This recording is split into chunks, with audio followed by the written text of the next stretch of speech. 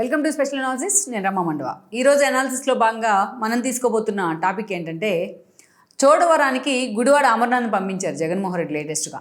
Chodavaram constituency సమన్వయకర్తగా మాజీ మంత్రి గుడివాడ అమర్నాథ్ని నియమించడం జరిగింది వైఎస్ఆర్సీపీ నుంచి. అయితే ఈ విషయంలో మాత్రం అనేక రకాల చర్చ జరుగుతోంది. ఎందుకంటే ఇక్కడ కూడా ఎస్పెషల్లీ చోడవరం కాన్స్టిట్యున్సీ మీద అంతగా అమర్నాథ్ ఫోకస్ లేదు, అక్కడికి ఆయన వెళ్ళిన పరిస్థితి కూడా లేదు గతంలో.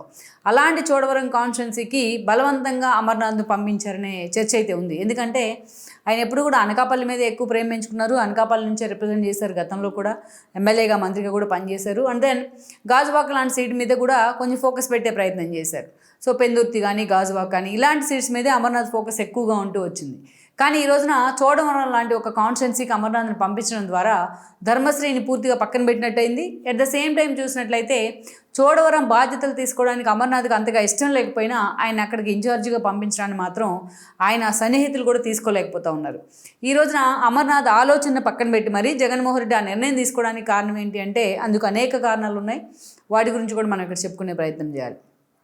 ముందుగా అమర్నాథ్, గుడివాడ అమర్నాథ్ ఫ్యామిలీ ఎప్పటి నుంచో ఆయన ఫోర్ ఫాదర్స్ వైపు నుంచి కూడా రాజకీయాల్లో చాలా కీలకంగా ఉంటూ వచ్చారు.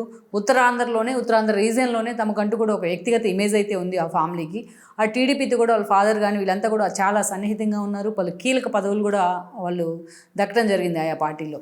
ఎప్పుడైతే జగన్మోహన్ రెడ్డి పార్టీ పెట్టే ప్రయత్నం చేశారో అప్పుడు గుడివాడ అమర్నాథ్ ఆయన మూడో తరం వారసుడు రాజకీయాల్లో ఆ ఫ్యామిలీ నుంచి.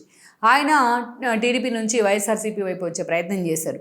అయితే ఆ ఎన్నికల్లో ఎస్పెషల్లీ 2014 ఎన్నికల్లో గుడివాడ అమర్నాథ్ ఆ రోజు వైసీపీ తరపున అత్యంత క్రియాశీలకంగా ఉన్నారు. అదేవిధంగా చిన్నవాడైనప్పటికీ, ఏజ్లో చిన్నవాడైనప్పటికీ జగన్మోహన్ రెడ్డికి అత్యంత లాయల్గా ఆ పార్టీ వాయిస్ వినిపించడంలో కూడా ముందుంటూ వచ్చాడు. అయితే అనకాపల్లి ఎంపీగా పోటీ చేశారు అప్పుడు ఆయన. బట్ ఆయన అనకాపల్లి ఎంపీగా పోటీ చేసి ఆ ఎన్నికల్లో అవంతి శ్రీనివాస్ మీద ఓడిపోవడం జరిగింది. అక్కడి నుంచి మనం చూసుకున్నట్లయితే పార్టీ అధికారానికి దూరం అయినప్పటికీ కూడా బట్ అమర్నాథ్ మాత్రం పార్టీ తరపున యాక్టివ్గానే ఉంటూ వచ్చారు. ఆ 5 ఏళ్ల పాటు పార్టీ కోసం పనిచేయడంలో కానీ జగన్మోహన్ రెడ్డికి అత్యంత లాయల్ ఉన్న వ్యక్తిగా అమర్నాథ్ పేరు తెచ్చుకోవడం కానీ జరుగుతూ వచ్చింది పార్టీ ప్రతిపక్షంలో ఉన్న 5 ఏళ్ల పాటు. ఇంక్లూడింగ్ మనం చూసినట్టయితే 2019 ఎన్నికల నాటికి అమర్నాథ్కు ఉత్తరాంధ్ర నుంచి, అది కూడా ఆయన కోరుకున్న నియోజకవర్గం నుంచి టికెట్ ఇవ్వాల్సిన తప్పని పరిస్థితులు జగన్మోహన్ రెడ్డికి ఏర్పడ్డాయి.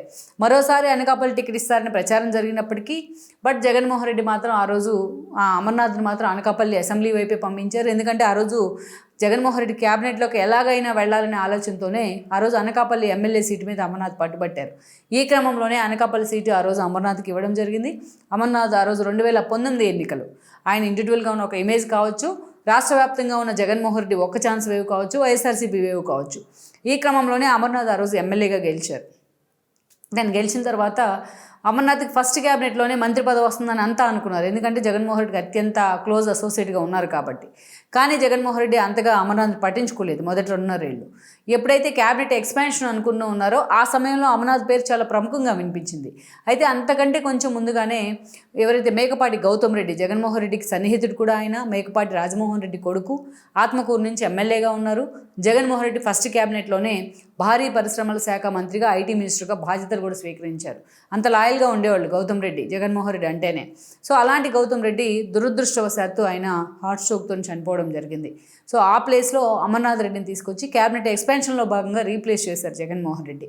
అప్పటి నుంచి ఆయన ఐటీ మినిస్టర్గా అండ్ దెన్ పరిశ్రమల శాఖ మంత్రిగా పనిచేస్తూ వచ్చారు. బట్ ఎప్పుడైతే ఆ బాధ్యతలు తనకు వచ్చాయో అప్పటి నుంచి కూడా అమర్నాథ్ తన శాఖ మీద కంటే కూడా ఏదైతే తను మాట్లాడే మాటలు ఏవైతే ఉన్నాయో శాఖకు సంబంధించి కూడా ఇన్డెప్త్ అనాలిసిస్ లేకుండా ఆయన మాట్లాడిన చాలా మాటలు చాలాసార్లు సోషల్ మీడియాకి టార్గెట్ అవుతూ వచ్చాయి. ఏకరికి గుడివాడ అమర్నాథ్ అంటే గుడ్డు మంత్రి అంటూ కూడా ఫార్ములా 1 రేస్లో ఆయన తెలంగాణకి అటెండ్ అవ్వడం కానీ ఆ ఈవెంట్లో అక్కడ ఏపీ గురించి అడిగితే ఆయన కోడి గుడ్డు పెట్టడానికి టైం పడుతుంది కదా అంటూ మాట్లాడిన మాటలు కానీ ఇలా అనేక రకాలు జగన్మోహన్ రెడ్డి స్కిన్ సేవ్ చేయడానికి ఆయన మాట్లాడిన మాటలు, పవన్ కళ్యాణ్ టార్గెట్ చేయడానికి ఆయన మాట్లాడిన మాటలు ఎన్నోసార్లు వైరల్ అయ్యాయి. అదే సమయంలో అటు సోషల్ మీడియాకు కూడా ఆయన ప్రత్యర్థులకు కూడా టార్గెట్ అయ్యాయి. ఇక ఒకానొక దశలో జగన్మోహన్ రెడ్డి ఆయన అనకాపల్లి నుంచి పక్కన పెట్టేశారు. అనకాపల్లి ఎమ్మెల్యే టికెట్ కానీ ఎంపీ టికెట్ కానీ అమర్నాథ్కి ఇవ్వలేదు. ఇక పూర్తిగా అమర్నాథ్ వైఎస్ఆర్సీపీలోని ఆయన రాజకీయ జీవితానికి బ్లాక్ పడినట్టే అని అందరూ మార్క్ పడినట్టే అని అందరూ అనుకున్నారు. కానీ లాస్ట్ మినిట్లో బలవంతంగా ఆయన జగన్మోహన్ రెడ్డి ఒక దశలో తనకి టికెట్ ఇవ్వరనే ఆయన ఆలోచనతో జగన్మోహన్ రెడ్డి మీద పూర్తి స్థాయిలో తిరుగుబాటు జెండా ఎగరేస్తారేమో అని కూడా అనుకున్నారు. కానీ అంతే మౌనంగా ఆ పార్టీలో కొనసాగుతూ వచ్చారు. సో లాస్ట్ మినిట్లో అమర్నాథ్ని తీసుకెళ్ళి గాజువాకు పంపించే ప్రయత్నం జరిగింది. బట్ ఆయన ఓడిపోయారు మొన్న కూటమి వేవ్లో. ఇక ఆ తర్వాత ఈరోజు పార్టీ ఓడిపోయినప్పటికీ ఉత్తరాంధ్ర నుంచి చాలా కీలకంగా వ్యవహరిస్తూ ఉన్నారు. ఎస్పెషల్లీ వైజాగ్ నుంచి ఈరోజు అవంతి లాంటి వాళ్ళు పార్టీ నుంచి వెళ్ళిపోయారు అంటే దానికి గుడివాడే కారణం అన్న ప్రచారం జరుగుతుంది. ఎందుకంటే గుడివాడ చాలా కీలకంగా వ్యవహరిస్తూ ఉన్నారు. ఈవెన్ జగన్మోహన్ రెడ్డి కానీ ఆ పార్టీ సీనియర్ నేతలు కానీ ఉత్తరాంధ్ర పర్యటన పెట్టుకుంటే గుడివాడ అన్ని దగ్గరుండి చూసుకుంటూ ఉన్నారు. పార్టీ వాయిస్ వినిపించడంలో కూడా ఆయన మళ్ళా ముందున్నారని అనుకోవాలి. అలాంటి గుడివాడ ఈరోజు మరొకసారి వచ్చే ఎన్నికల్లో అనకాపల్లి టికెట్ నుంచి కానీ లేకపోతే గాజువాక నుంచి కానీ లేకపోతే పెందుర్తి చోటు నుంచి కానీ అట్లా పోటీ చేయాలనే ఆలోచనలో సీరియస్గా ఫోకస్ పెట్టుకున్నారు ఆయన. కానీ జగన్మోహన్ రెడ్డి ఈరోజు ఆయన్ను బలవంతంగా తీసుకొచ్చి చోడవరం ఇన్ఛార్జిగా నియమించారు.